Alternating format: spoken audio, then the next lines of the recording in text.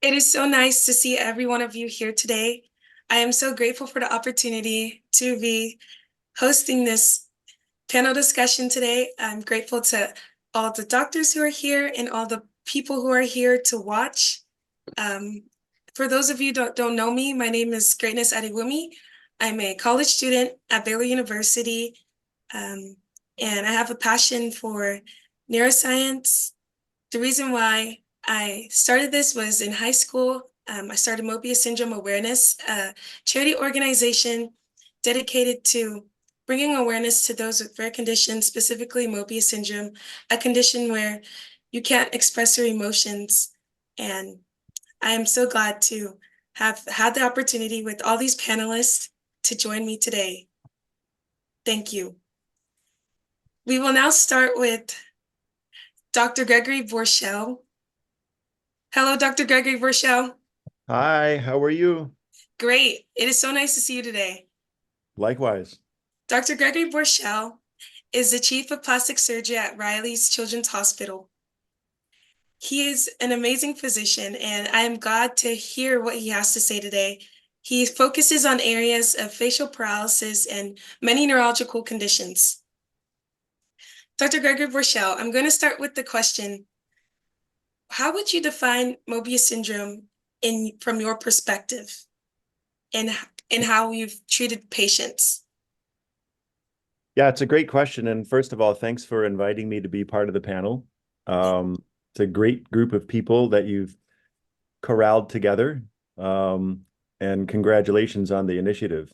Um, from my perspective, when I first got involved with the Mobius Syndrome Foundation, um, it was started as a patient family run organization. Um, and then my involvement came through my association with one of my partners and mentors, Ron Zucker, a plastic surgeon who was involved with the organization pretty early on. Um, and then I trained with him, and then later became his partner, and we worked together for about 12 years. Long story short, the way I think about it is from the perspective of someone who's a plastic surgeon, and also from the perspective of somebody who has interests in research, and also from a neuroscience perspective. Those are kind of like my professional interests and activities. From a surgical perspective, you know, we want to try to do what we can to help these patients and their families with what they perceive to be that's important that we can do something about. So, as surgeons, we can do smile surgery, which is helpful. And if there's time, I can show a little bit about what that involves. Um, and then the other thing that we've really tried pretty hard to do is look at some of the things that are really important to the patients and the families. So it sounds kind of like maybe a little bit of a weird thing, but we really want to try to ask the patients and the families, what's important to you, you know? And as you'll see, if there's time to go through some of the PowerPoint stuff, certain things that we thought were important as surgeons actually turned out to be maybe not as important as we thought. And at the same time, there are other things that we didn't really think about that much that turned out to be pretty important from a facial movement perspective. That is so great to hear. So I like how you brought up smile surgery because that is the next question I have for you. In regards to smile surgery, as someone who has experience in research in that area, what would you say the impact of that surgical intervention would be on a patient? Yeah, it seems to have tremendous benefits. Um, and I'm not sure if you want me to present a few slides about this or You are just more than welcome to. happy to go either way. Let's try this. So I hope you can see these slides. Yes. Okay, good. Um, so this kind of encapsulates how we think about it, and what we're trying to do surgically is treat the movement component, and avoid complications. And optimize outcomes for these patients. And, you know, as we know, smiling, it's really fundamental to human communication. And it's not like we're just reading transcripts to each other when we're communicating. Most communication actually is nonverbal, you know? It's not so much what you're saying, but the intonations and the micro motions and things like this that are critically important for social acceptance. For example, Mobius, you know, it's got a bilateral 6th and 7th nerve palsy. Other cranial nerves may be involved as well. 12th is frequently involved, but usually the 5th nerve is available. And a lot of genetic studies have been undertaken to try to unravel this. At Mount Sinai, Boston Children's, other institutions have looked into this. From our view as surgeons, you know, we're concerned about the overall welfare of babies born with this condition, and usually in early life, those concerns are surrounded by airway, feeding, you know, and then over time, swallowing, speech, things like that, and even issues like dental decay. And we're also involved in extremity reconstruction. Hand surgery is important too. There's a lot that goes into Mobius, of course. It's not just the smiling. But when we're talking about facial expression, what we're trying to do is enable greater expression of emotions, and in doing so, improve social integration. And then there are other functional concerns that we try to address with these surgeries, such as drooling, feeding assistance, these kinds of things. And Mobius it's a very complex disorder, and it can be accompanied by many other conditions, only some of which are listed in this table that's really too long to be presenting in a PowerPoint, but you get the idea. There's a lot going on. And so these patients, now no smiling, quite a number of people. Now big. And so here is an example of a girl with Mobius syndrome, and she's trying to smile. And as you can see, there's very little facial expression. So the mainstay of treatment that we've used for smile surgery is something that we call the gracilis muscle transplant. And usually we rely on the motor nerve temaceter, so a chewing nerve, to provide the neural input to activate the muscle to basically provide, you know, a smiling motion. You know, I hesitate a little bit to call it a true smile, but we provide the tools with which these patients can learn with assistance from therapists and others to basically simulate a smile, as it were. I have a few surgical tips. I know there probably aren't any surgeons on this, but this is put here because we tried very hard to really optimize these operations anatomically, figure out how to make it safer, more effective, reduce complications, make it easier for the families. These are just some anatomic studies where we're looking at where the nerves are that we intend to use and how can we find them safely.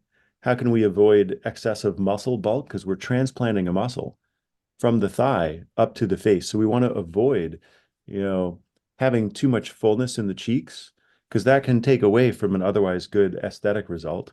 So we try to make these transplanted muscles very small, cut them down. Here you can see the little vessels and the nerve that comes with the muscle. So these come with, and then the concept is, I don't know if people can see a pointer on the screen, this little skinny nerve gets connected to one of the chewing nerves. And then when the patient bites down, it activates the muscle, and then it initiates a smiling movement.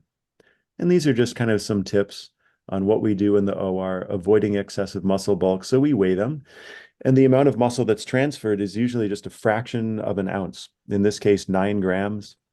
Okay, about a third of an ounce. Here we are in the operating room, and we put in these anchoring sutures to fixate the muscle. And we want these to generate a very nice, aesthetically acceptable smile. So we actually put a lot of effort into this. It looks like just 3 stitches. And then sometimes my residents are looking at me like, why are you spending half an hour on just 3 stitches? And the reason is we want to get it as perfect as we can. Because this is what You want to lay down? How about the and then here's the view from the inside, as it were, where these sutures go and how we anchor them in hopefully a very precise way to generate as nice looking a smile as we possibly can. So we put a lot of work into that. We can test how the muscles are working in the OR. So here we've placed the muscle. It's inset both near the corner of the mouth and then also up by the ear. Then we can stimulate the little nerve that comes with it and then look at the activity of the muscle while the patient is still in the operating room. And that gives us a sense that it's working, and it should provide a nice looking muscle once the innervation comes into the muscle a few months later. Now, no smiling. Now, big smile. So here's this girl that I showed you before. She's trying to smile and she's generating very little movement. Here she is afterwards, and many of these patients come from far away. The middle picture shows her outcome after the first operation, and we stage them. We do one side and then the other, and then here she is on the right after 2 operations, usually spaced about 3 months apart. Now give me your best smile. Here's a girl, she's 5 years old here, and this is quite interesting. So I'm asking her to smile, give me your best smile.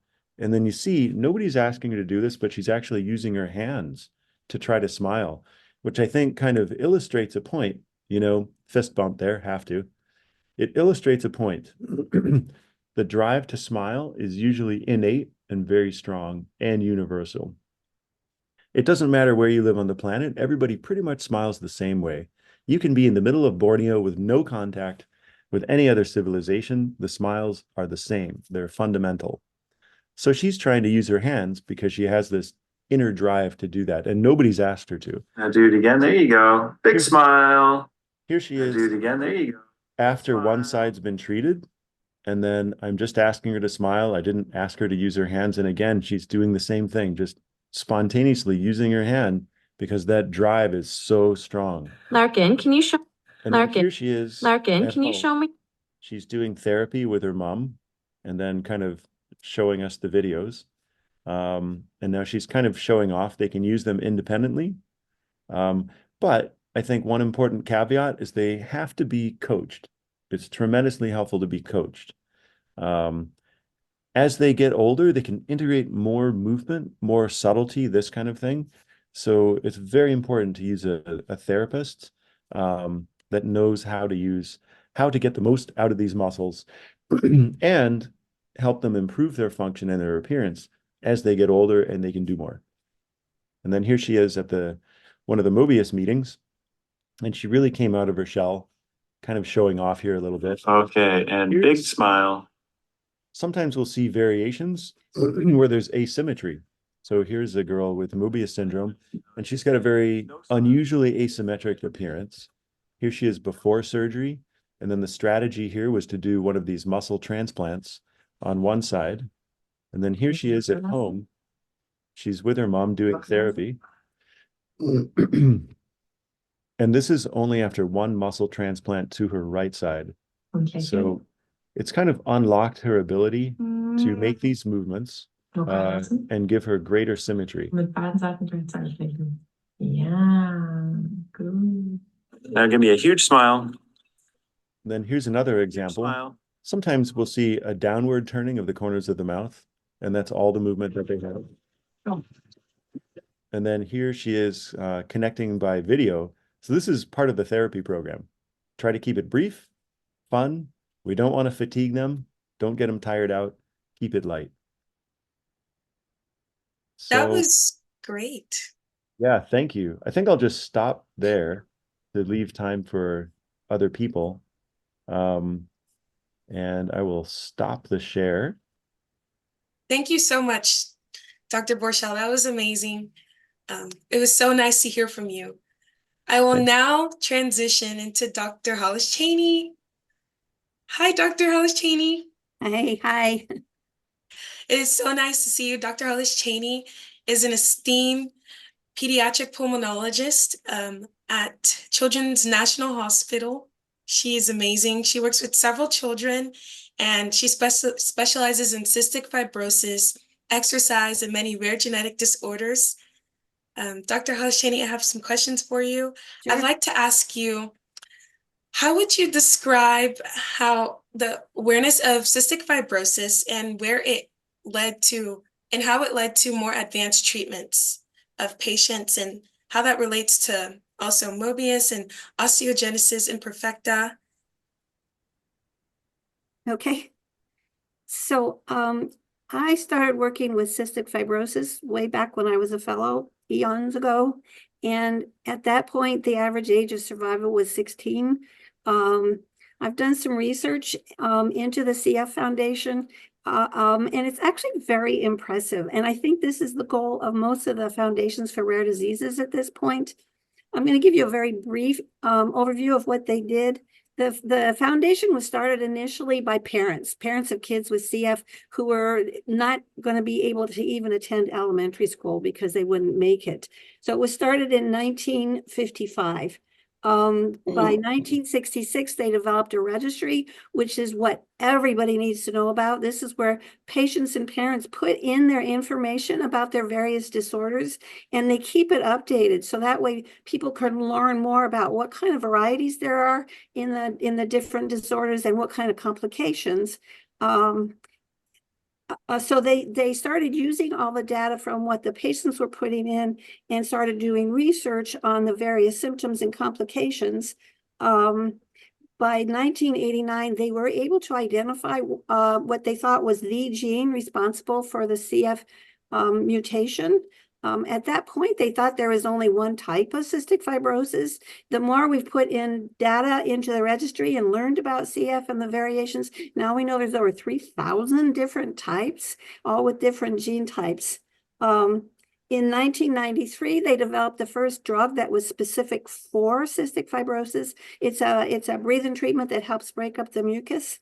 In 2007, the CF Foundation actually created an advocacy program where they would go on the Hill and advocate that officials should understand the importance of rare diseases and that they keep supporting NIH and FDA and more research programs for rare diseases.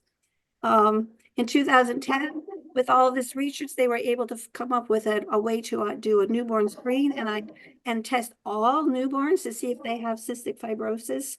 And then between 2012 and 2019, they were able to come up with a cure, meaning it is the first drugs that they're oral drugs that the patients can take that actually stop the process. It doesn't reverse it, but it stops it. So it's like the first part of a cure for cystic fibrosis. So as I say, the foundation is this patient registry to get more information, and then the doctors and the researchers can use this to try and create more research.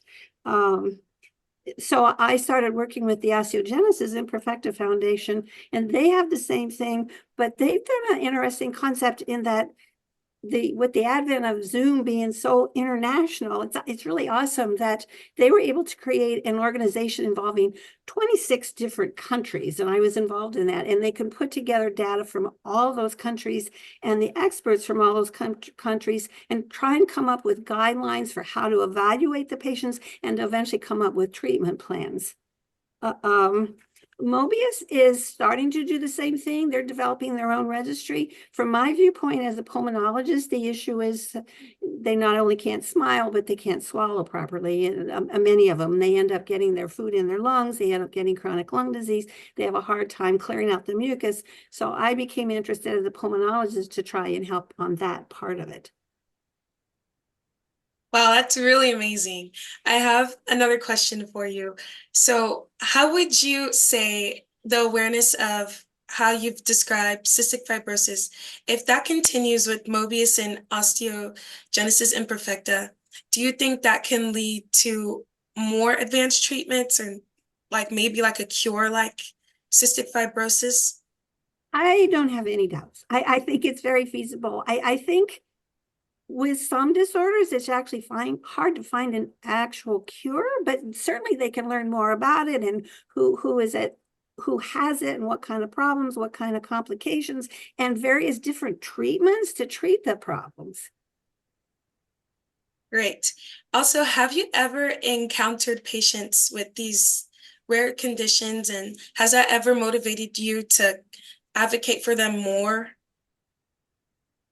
So it's actually interesting. My first patient with osteogenesis, so osteogenesis imperfecta is brittle bone disease. So it's a disease where the bones are so fragile that if you take their blood pressure, you break their arm. They break. The very first patient I saw way back when I was still a resident, they would just lay the patient on blankets and pillows all the time because every time you move them, even to change their diaper, they would break. They've become really good at making the bones stronger and getting the patients to actually walk and be a part of life. My first patient that I was really impressed with and making a big impact, they called me to come see her when she was 16, and they were putting her on hospice because they didn't think there was anything else they could do for her. And me as a pulmonologist was like, I'm not going to ever give up. I'm going to keep fighting. And now she's 36 and has 2 kids of her own. So how can you not advocate? That's amazing. I'm so glad that it worked out for her. And thank you so much, Dr. Hollis Chaney, for sharing about your experiences. It was amazing to hear about that. My pleasure. I'm so glad that you were here. I will now present to you Dr. Hana Azizi. Dr. Hana Azizi is a prominent physiatrist. She's the director of pediatric physical medicine and rehabilitation at Columbia University Medical Center, and she treats patients with disabilities to restore their overall functioning. It is so nice to see you, Dr. Azizi. I'm so glad to be here. Thank you, Greatness, and thank you for having me. I'm glad you are that you have started this and you're interested, and it is a lot of work, and I'm glad you're doing it. So yeah, go ahead. I think you're gonna ask the questions, right? I would like for you to share with everyone the impact of cerebral palsy on patients and how it has influenced you as a physician. So just a little background. Cerebral palsy is the most common motor disability in childhood, 0.3 in 1,000 children. And every year we have several thousand new cases. The care for these children has improved. Like when they are born, if they are premature, we have better care for them. But so they are more likely to also survive into adulthood. And also, like with improved prenatal care, then maybe we expect to have less children with cerebral palsy, but it hasn't changed much. And so that's just overall like about cerebral palsy, and as like how it affects me. Okay, that was your question, right? How it affects me as. So I'm a pediatric rehab specialist, and it means that overall in rehab, our goal is to improve the function, right? We don't do much for like their medical treatment, or like if it's blood pressure or if they have abdominal pain or something else. But for us, it's just the function of a person, which is the most important. So for children, if they're children, we want to make sure they achieve their milestones, because that's for children. For grown-ups, it's different. Like a kid to sit, to stand, to walk. And for parents, it's very important. And sometimes, like if their child is 1 year old or 1.5, and just when they are sitting, it seems that they have accomplished a lot. So that's when before I started pediatric rehab, for me, it could be very emotional and thinking maybe it's going to be a very sad field, and how I'm going to see kids who are, who are not able to sit, stand, or maybe they had a near drowning, but that's kind of different. But actually, it's very rewarding. It makes me also as a physician happy. And it's happier than the field of that dealing with grown-ups, because children have also, they are just happy. And they are loved by their parents, they are cared by their parents still, and that makes also a big difference in providing care for them. And I think they don't know much about like sadness or anxiety when they are kids until they grow up, of course, then that's different. And so, yeah. That's amazing to hear. I'd like to ask, do you see the awareness of cerebral palsy increasing in the forthcoming years? Overall, so cerebral palsy compared to like Mobius syndrome and maybe osteogenesis imperfecta, cystic fibrosis, I think there's good awareness. but those are rare compared to CP. CP is more common. As I said, it's the most common motor disability of childhood. But when I say motor, it's, yes, we expect more motor problems, like not being able to stand, to sit. It's just movement and posture. But also they can have other findings, like they can have seizure, they can have sensory issues, they can have swallowing or speaking problems. So all of that could be affected, but the main part is just the motor movement and posture. And it's very common. So I think most people are kind of aware of cerebral palsy, even the like common, like not medical providers. They know about cerebral palsy, and it has been, but how much support they get, that's different. Like we have autism also in children, right? And it's the same, like everyone knows what is autism. Like if you ask people what is Mobius syndrome, most likely very few know, or osteogenesis imperfecta. But like the support that we have, the funds that we have overall nationally for CP compared to autism, it's much, much less. So still there's work to be done. And there are some like cerebral palsy foundations and organizations that they do that. But as a pediatric rehab specialist, like 80% of my patients are CP, and that's, now you can imagine how common it is. That was nice to hear. I have another question for you. Would you say there are any specific differences between children who have cerebral palsy compared to adults who have cerebral palsy? It is, and that's, even though we say cerebral palsy is the brain injury, whatever happened in brain is non-progressive, right? And just the definition is either it happens before birth or it happens the first few years of life. We go usually around 2. So if a child has a stroke when they are 3 years old, even though the manifestations, the symptoms are very similar to CP, we don't classify them as CP. Treatment is very similar. But for CP, if like a child has, again, stroke at, like, I don't know, had a brain injury, falls, skiing accident or something, and they had a brain injury at 4 or 5, it's not considered CP. So CP is before birth or the first few years of life, mostly like 2 years. For that, and then these kids, like if they are kids, of course they don't achieve, as I said before, their milestones, which means they may not be able to sit like at the right time, or stand or walk, or if they walk, they have like their walking is not a normal walking. But in that time, so the brain injury, we say it's non-progressive, but the symptoms change. So imagine you have a baby who is 5 months old. At 5 months old, you don't expect much from a baby, right? You don't expect sitting even, probably, unless they are early. You don't expect standing or walking or anything else. So at that time, they are not much delayed.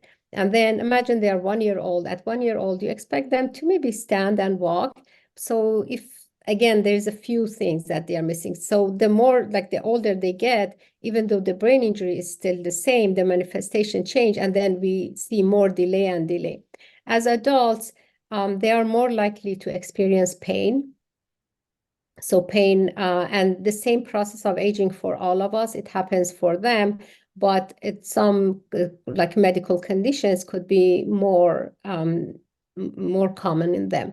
Like, as I said, pain is one of the very common ones, and they're at risk for like obesity, that like high blood pressure, because they're also not very mobile. And also like depression, and yeah, they're more at risk for that.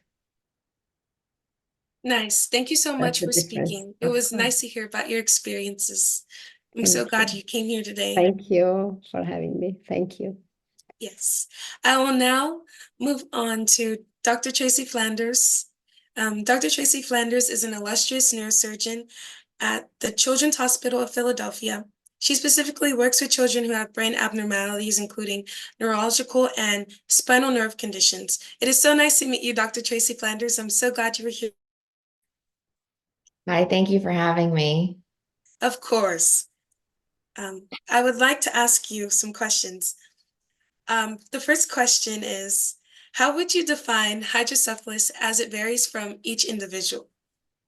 So there's a lot of different forms of hydrocephalus. They have different etiologies. Some of them are congenital, some of them are acquired, some of them are syndromic and not syndromic. And kind of depending on the exact reason for the hydrocephalus, I counsel patients differently. I thought it was really interesting what Dr. Azizi said about how children kind of present differently from being neonates to adulthood. And this is something that I do a lot of fetal and prenatal consultations. And that's something that I really focus on during those consults because in the first year of the baby's life, and this is something that Dr. Azizi touched on, which I think is so important in counseling, their symptoms or their manifestations of their disease are not at all what parents are thinking of long term. And so there's this almost misconception or false reassurance families have in the first year of the baby's life where they don't look that different from the other babies, right? And so they think that, oh well, maybe the disease isn't that bad. And so I think it's really important for us as surgeons and clinicians to kind of go over, I always say, let's talk about what the first 4 weeks is going to look like. Then let's talk about what the first year. Then I want to talk about 5 years, 10 years, 15 years, 25 years.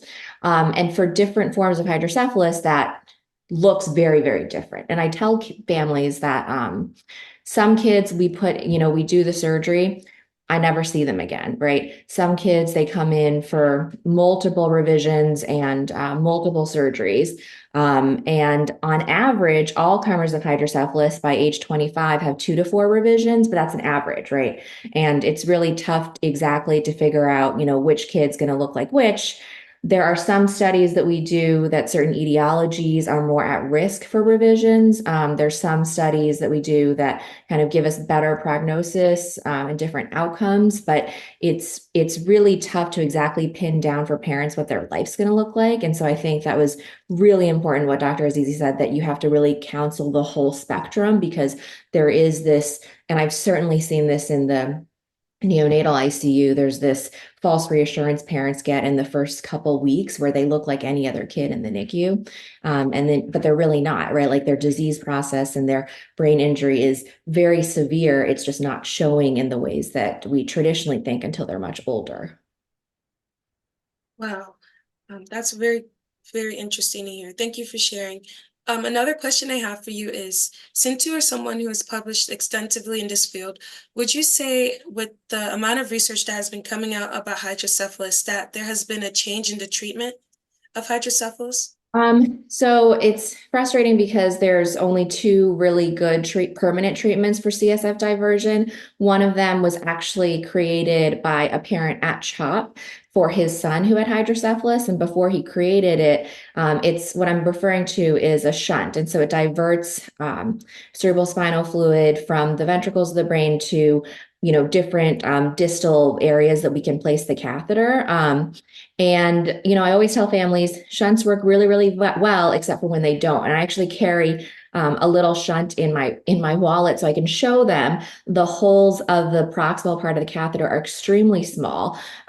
Cerebral spinal fluid, I always tell families, it's not like water. It's got protein, debris, glucose, cells, and it can clog up those holes. And so when any of the 3 parts of the shunt get clogged up, that's when you see a malfunction. That's when you need to come and let me know, come into the ER. The other type of treatment that we do for hydrocephalus is an endoscopic third ventriculostomy. Only certain patients really meet that criteria, and it doesn't always work. There's a ETV success score that Dr. Kulkarni up at Silk Children's created that we try to model. It's not like 100%, but it gives us a better idea of giving families what their success of the ETV staying open is at 6 months. So that kind of, takes away the equation of needing revisions, but sometimes the stoma that you've created can close up. And so you have to redo the ETV or you have to just commit them to a shunt. Those are kind of the main permanent solutions. I don't want to get into, the temporary ways that we can divert CSF when the babies are under 1.5 kilos. But The biggest thing is, we're constantly looking at better ways of treating these patients, right? Because hydrocephalus treats the shunt and the ETV treats a pressure problem. It doesn't treat the etiology, right? And so we have people looking at, I'm sorry, that's my dog scratching at his collar in the back. If you hear that. So basically we have different treatment options. Gene therapy is something that's really hot. But the problem is the channels that you can potentially target are in other parts of the body, not just the brain. One of the things that I work on is, for post-hemorrhagic hydrocephalus of prematurity. So the problem in that specific form of hydrocephalus is the blood itself. So it's the blood that is causing this inflammatory cytokine cascade that's leading to the cerebrospinal fluid being unable to be reabsorbed.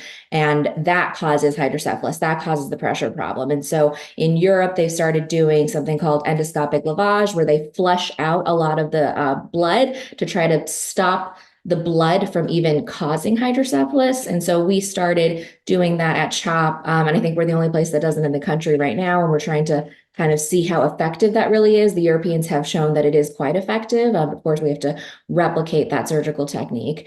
But that's also kind of how fetal surgery was born, right? So Scott Adzik is the father of fetal surgery. He's our surgical chairman at CHOP. And he basically started the field with fetal surgery. It started with his research at UCSF, and then he brought it to CHOP. And basically, there's a variety of open in utero surgeries that are performed, but specifically for neurosurgery, we do myelomeningocele or myeloschisis closure or repair. And what that is when the spinal cord is exposed to amniotic fluid. And they found basically when you close up that exposure and that opening, basically it can reverse the process of hydrocephalus in the context of myelomeningocele. And, the landmark MOMS trial that Dr. Adzik led in, that came out in New England Journal in 2011 or 2010, basically showed that if you repair that myelomeningocele, that myeloschisis in utero, you can decrease the rate of hydrocephalus, or needing a shunt, I should say,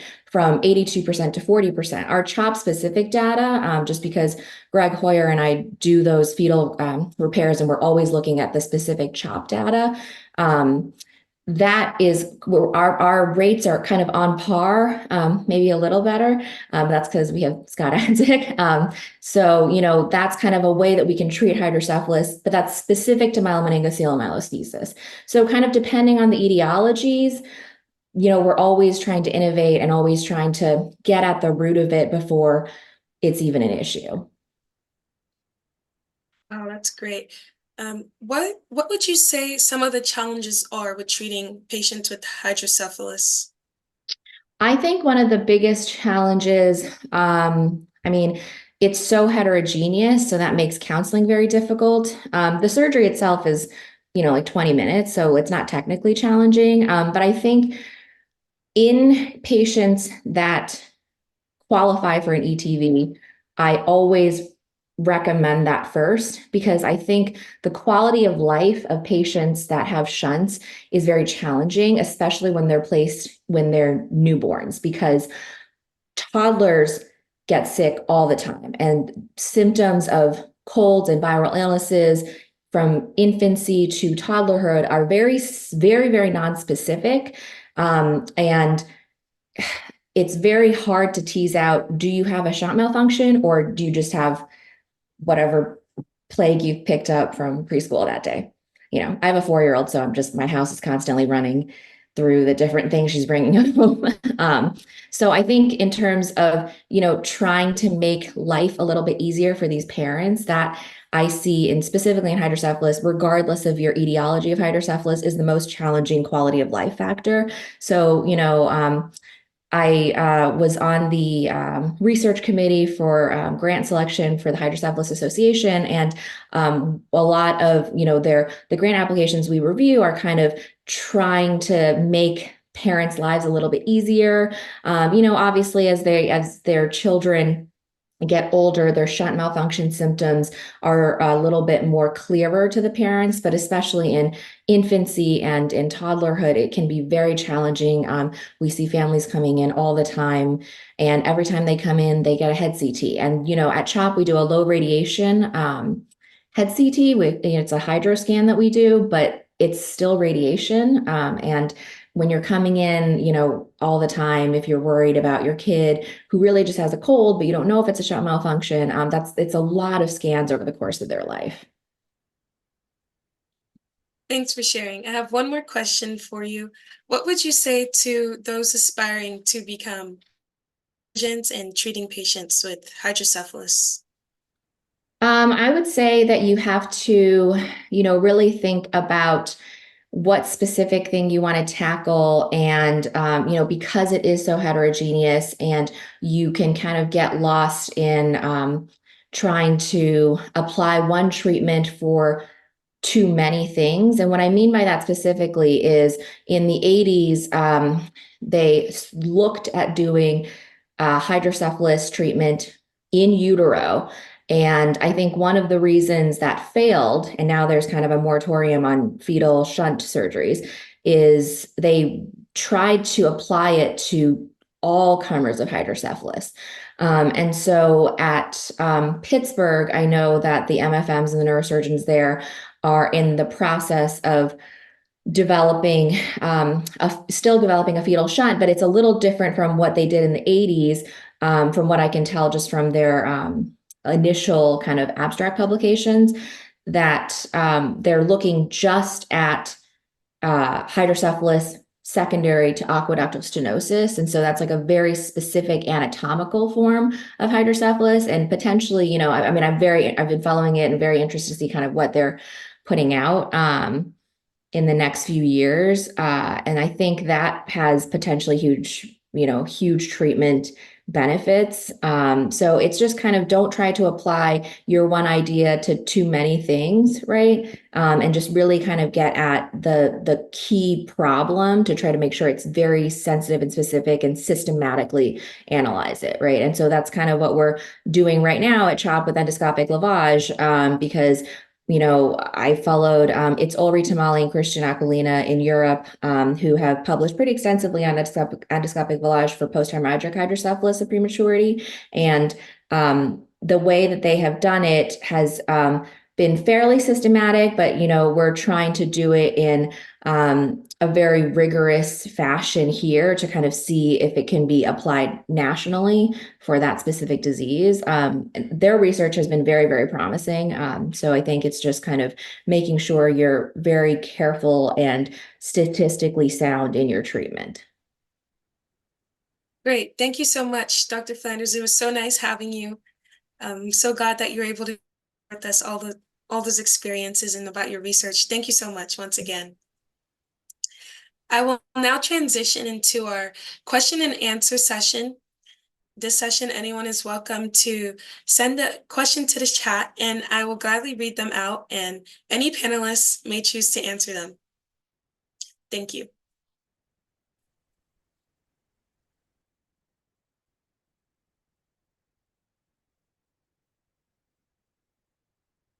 Greatness, I have a question from Dr. Borschel, if it's okay. Yes, that's okay. Yeah, thank you so much, Dr. Borschel. I'd like to know if you have an age limit for the surgical procedure. No, there's really no practical upper limit.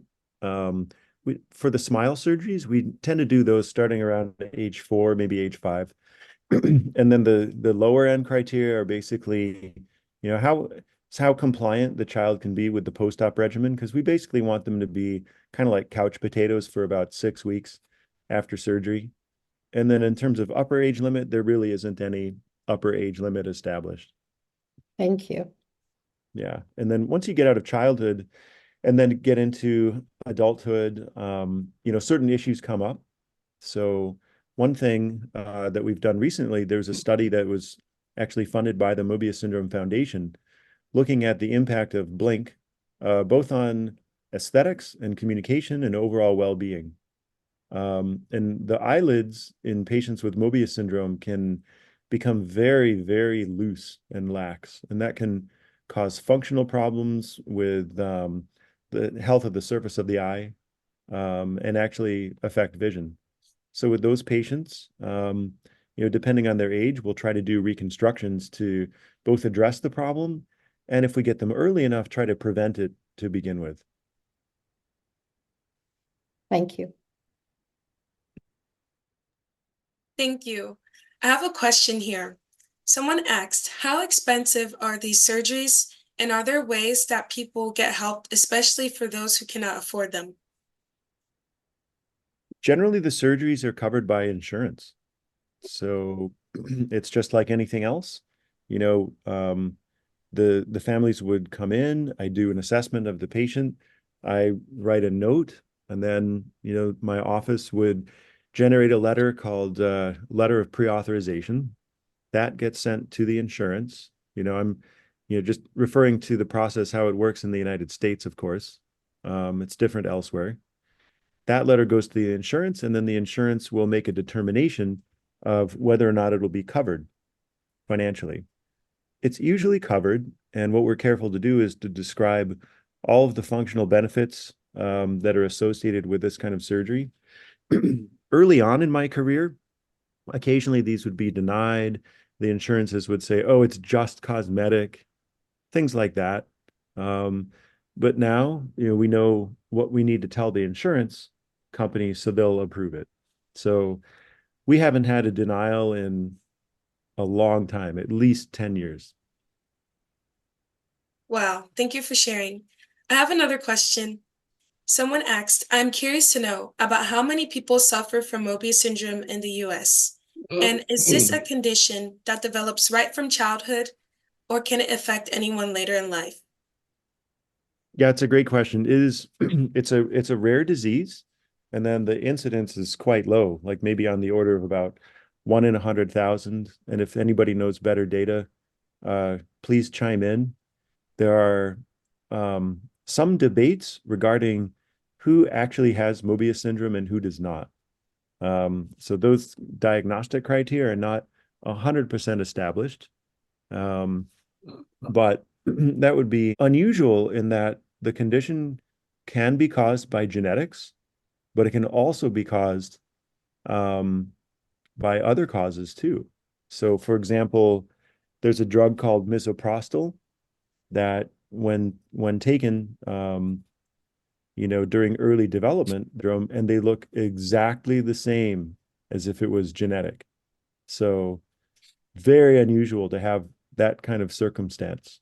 But no, it's it's considered a developmental anomaly, and it doesn't occur in any acquired sense later. So in other words, you can't get it from a virus, or it can't be caused by other causes later. You can have other causes of bilateral facial paralysis occurring later in life. For example, as Dr. Flanders knows, brain tumors, certain infections, these sorts of things can produce acquired forms of facial paralysis later in life. But classic Mobius syndrome it's a developmental condition. Thank you. Question 3. For the patient that is now 36 years old, what were some things that she overcame to be able to have children and survive up till now? I think this might be referring to Dr. Azizi's story. The 36-year-old, I think it was Dr. Borschel's patient, maybe. I actually think it was Or my. it was yours, actually. Dr. Chaney, yes. It was yours, yes. So the problem in osteogenesis imperfecta is, even though everybody thinks about the bones, it affects the lungs, and they die from respiratory failure. And what saved this girl was putting her on a ventilator. And we can use positive pressure ventilation at night without giving her a trach, and then she can have what's called a sip and puff, where she takes breaths from a ventilator as she needs it in the daytime. And the other part is they're prone to getting pneumonias because their chest wall is misshapen and they have a weak cough. So we can help get the mucus out of the lungs with a machine called a cough assist and various medications that break up the mucus. So it was a matter of helping her lungs. And then I told her, if you get pregnant, you're gonna have troubles. You're gonna end up on the machine all the time and you're gonna have a preemie. And she says, I don't care. And so that's what she did. Thank you so much, Dr. Chaney. Question 4.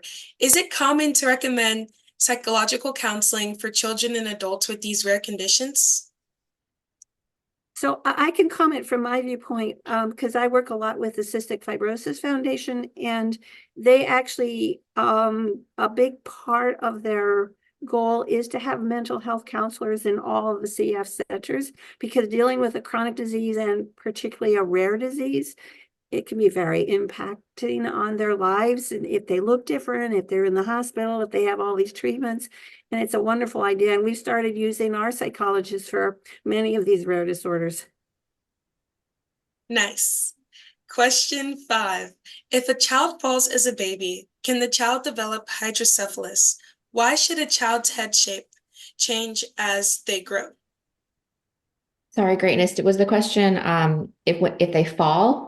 Yes, so if a child falls as a baby, can the child develop hydrocephalus? Why should a child's head shape change as they grow?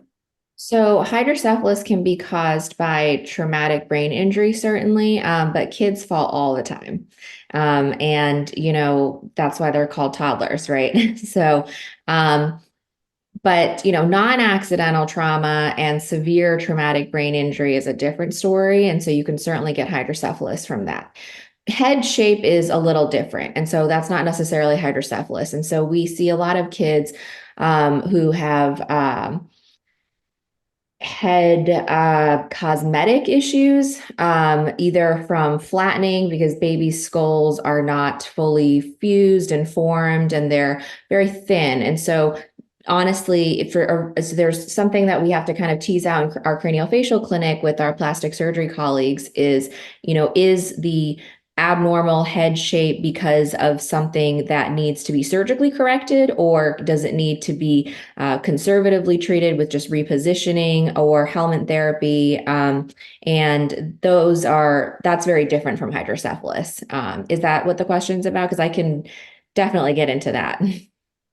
Yeah, I think she wanted to know, are there any other ways that a baby can develop hydrocephalus apart from them being born with it congenitally? Yeah, so tumors can cause hydrocephalus, meningitis and infection can cause hydrocephalus, bleeding can cause hydrocephalus. Anything that, how I always explain it to parents is, every hour you make a certain amount of cerebral spinal fluid, every hour you reabsorb a certain amount. If there's any imbalance to that production and reabsorption, then what happens is the spaces in the brain called the ventricles, where the majority of cerebral spinal fluid is produced, then starts to enlarge. And there's a difference between ventriculomegaly and hydrocephalus. So ventriculomegaly is a radiographic term. And in fetal consultation, I won't even use the word hydrocephalus because ventriculomegaly is an imaging finding. And that's just a sign that the ventricles are a little bit larger than they need to be. It is sometimes interchangeably used with hydrocephalus, but I don't use that in fetal consult because hydrocephalus is a clinical diagnosis, right? And so basically when there's a pathologic issue suggesting there's a pressure problem, that's when I start to use the word hydrocephalus. So in terms of what can cause that hydrocephalus, it's a variety of things that can happen in the fetal period, in the postnatal period, in toddlerhood, adolescence, adulthood, unfortunately. In adults, one of the most common things that we deal with as neurosurgeons is aneurysm ruptures, right? So aneurysm ruptures can basically cause this imbalance between the absorption of cerebral spinal fluid and then the ventricles enlarge and patients get hydrocephalus. And then a lot of times those patients will need shunt surgeries, unfortunately. So there's really, it's a huge spectrum of etiologies. But again, head shape is not really how I think of hydrocephalus in terms of abnormal a cosmetic issue or a pressure issue in that way. So those are distinct pathologies. Great, thank you. We will now be moving on to closing. I really want to thank everyone for attending this event today. Thank you so much to the panelists. Thank you so much for speaking about your experiences, your research, and giving us insight into rare disorders and the importance of advocating for them. Thank you for all who came and attended, guys. I'm so grateful for you for listening. And thank you to the Mobius Syndrome Foundation and the Osteogenesis Imperfecta Foundation for your awareness of these rare conditions, Mobius syndrome and osteogenesis imperfecta. This event really gave me hope for the future of those with rare conditions, because I know that people genuinely care for them and for the advancement of them. Once again, thank you, everyone. I hope you have an amazing day.